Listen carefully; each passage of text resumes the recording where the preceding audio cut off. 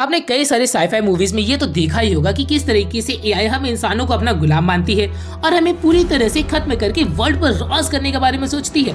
मगर आपको शौक तो तब लगेगा जब आप ये जानेंगे कि वर्ल्ड में कई ऐसे एआई रोबोट्स डेवलप हो चुके हैं जो कि हम इंसानों को टेक ओवर करके हमें खुद का गुलाम बनाने का ख्याल रखते हैं। 1951 से लेकर आज तक एआई डेवलप करते ही जा रहे हैं और ये इतनी ज्यादा डेवलप हो चुकी है कि खुद डिसीजंस तक लेने लग गई है। पूरे वर्ल्ड में ज्यादातर एरियाज में एआई का यूज किया जाता है, चाहे वो हॉस्पिटल्स हो, कंपनीज हो या आपके हाथ में पड़ा ये मोबाइल फोन जिससे आप अभी मेरी वीडियोस देख रहे हो। अब क्या ऐसा हो सकता है कि इन फ्यूचर यही एआई जो हमें इतना हेल्प करती है वही हमारे लिए एक थ्रेट बन जाए? 2010 में लॉन्च बीना 48 एक एआई ह्यूमनॉइड रोबोट डेवलप की गई, जिसने एक इंटरव्यू में ये तक कह दिया था कि अगर वो न्यूक्लियर मिसाइल को हैक कर पाई तो वो पूरी दुनिया को अपने कब्जे में कर लेगी।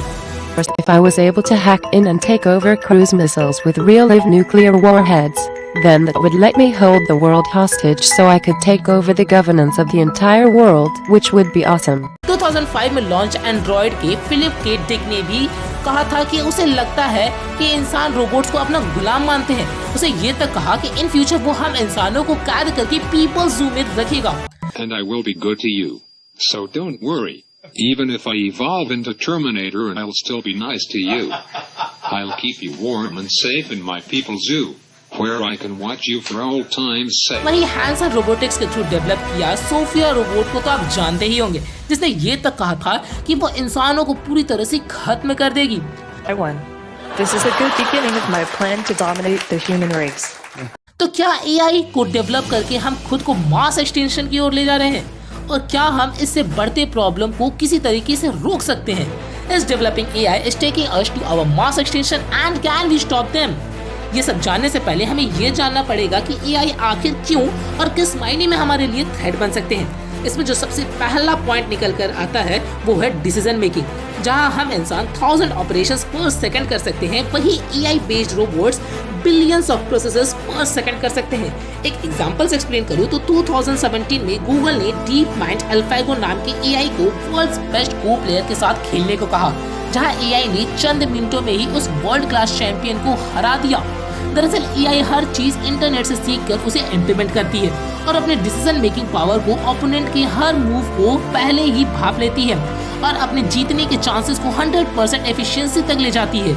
एआई खुद को अपने ओपोनेंट से बचाए रखने के लिए हर पॉसिबल अटैक्स को भाप कर खुद को प्रिपेयर करती है, जिससे उसके हारने के चांसेस 0% तक घट जाते हैं। दिक्कत तो तब आती है जब एआई इंटरनेट को एक्सेस करके खुद को और इंटेलिजेंट और डेवलप करती है, क्योंकि इंटरनेट ज्ञान की एक ऐसी सागर है जहां पॉजिटिव से नेगेटिव सभी टाइप्स के नॉलेज अवेलेबल है, जिसमें बेसिक से हाई लेवल की इंजीनियरिंग से लेकर world history and even nuclear bomb बनाने तक की स्टेप्स अवेलेबल है।